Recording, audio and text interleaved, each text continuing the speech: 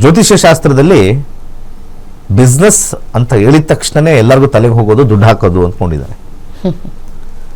ಬುದ್ಧಿ ಯೂಸ್ ಮಾಡಿ ಹಣ ಗಳಿಸ್ತಕ್ಕಂಥವ್ರು, ಕೋಟಿಗಟ್ಟಲೆ ಗಳಿಸ್ತಕ್ಕಂಥವ್ರು ಬೇಕಾದಷ್ಟು ಜನ ಇದ್ದಾರೆ.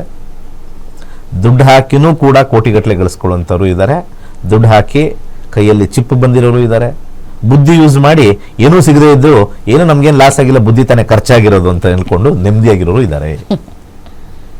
ಈ ಲಾಯರ್ಸು, ಆಡಿಟರ್ಸು ಇವೆಲ್ಲ ಬುದ್ಧಿವಂತಿಕೆ ಸೆಗ್ಮೆಂಟಲ್ಲಿ ಬರುತ್ತೆ. ಈ ಹೋಟ್ಲ್ ಇಂಡಸ್ಟ್ರಿ, ಬಟ್ಟೆ ವ್ಯಾಪಾರ ಅದೆಲ್ಲ ದುಡ್ಡಿನ ಇನ್ವೆಸ್ಟ್ಮೆಂಟಲ್ಲಿ ಬರುತ್ತೆ. ಅಲ್ಲಿ ನಮ್ಮ ದಶಾದಲ್ಲಿ ತುಂಬ ಸ್ಟ್ರಾಂಗ್ ಆಗಿರಬೇಕು. ಇಲ್ಲ ಅಂದರೆ ಸುಮ್ಮನೆ ಹೋಗಿ ಹಾಕ್ತೀವಿ, ಮುಚ್ಕೊಂಡು ಹೋಗ್ತೀವಿ. ಎಷ್ಟು ಜನ ಕ್ಲೋಸ್ ಮಾಡ್ತೀರಿ ನೀವೆಲ್ಲ?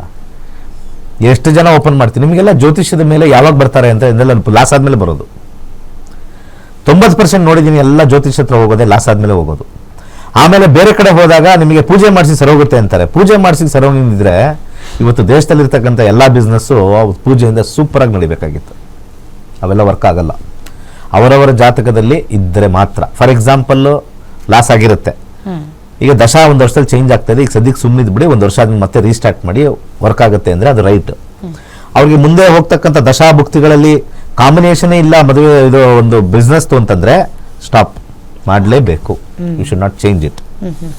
ಆ ಒಂದು ಕಾಂಬಿನೇಷನ್ ಅಲ್ಲಿ ಮಕರದವ್ರಿಗೆ ಹುಷಾರಾಗಿರ್ಬೇಕು. ಇಂಟೆಲೆಕ್ಚುಯಲ್ ಬಿಸ್ನೆಸ್ ಅಂತ ನಾವೇನು ಕರಿತೀವಿ. ಫಾರ್ ಎಕ್ಸಾಂಪಲ್ ಈಗ ರಿಯಲ್ ಎಸ್ಟೇಟ್ ಅಂತಾರೆ. ತುಂಬಾ ಜನ ರಿಯಲ್ ಎಸ್ಟೇಟ್ ಅಲ್ಲಿ ಇದ್ದಾರೆ. ಅವ್ರ ಸೈಟ್ ನೋಡ್ತಾರೆ, ಇಲ್ಲೊಬ್ಬ ತಗೊಳಂಗ್ ಬರ್ತಾನೆ, ಅವ್ರಿಗಿಬ್ರು ಅಟ್ಯಾಚ್ ಮಾಡ್ತಾರೆ. ಸರ್ ಇಡಿ ಸರ್ 2%, 2% ಇಡಿ, 1% ಇಡಿ, ಕಮಿಷನ್.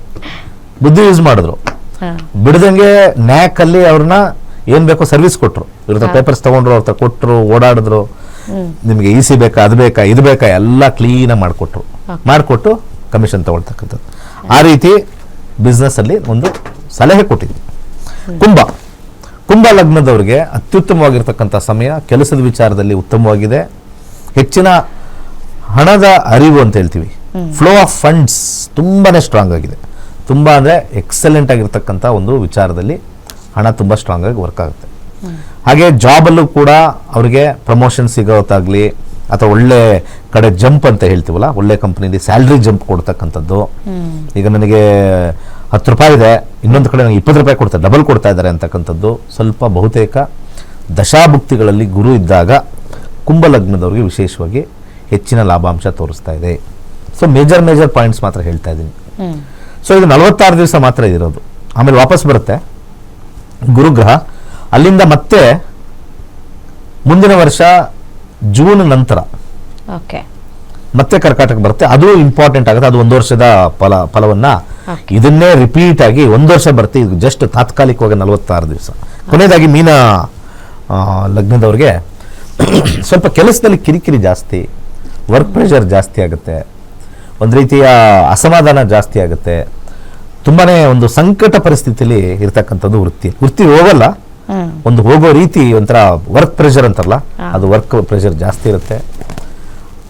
ಅದ್ರ ಜೊತೆಗೆ ಇನ್ನೊಂದೇನು ಅಂತಂದ್ರೆ ಸ್ವಲ್ಪ ಟ್ರಾವೆಲ್ ಜಾಸ್ತಿ ಇರುತ್ತೆ, ಅಥವಾ ಪ್ಲೆಜರ್ ಟ್ರಿಪ್ ಅಂತ ಏನ್ ಹೇಳ್ತೀವಿ ಅದೆಲ್ಲ ಬರುತ್ತೆ. ಸೊ ಹಣಕಾಸು ವಿಚಾರದಲ್ಲಿ ಸ್ವಲ್ಪ ಮಟ್ಟಿಗೆ ಕೇರ್ಫುಲ್ ಆಗಿರಬೇಕು. ದಶಾಭುಕ್ತಿ ಅಂತರ್ಭುಕ್ತಿಗಳಲ್ಲಿ ಗುರು ಇದ್ರೆ ಮಾತ್ರನೇ ಬರುತ್ತೆ.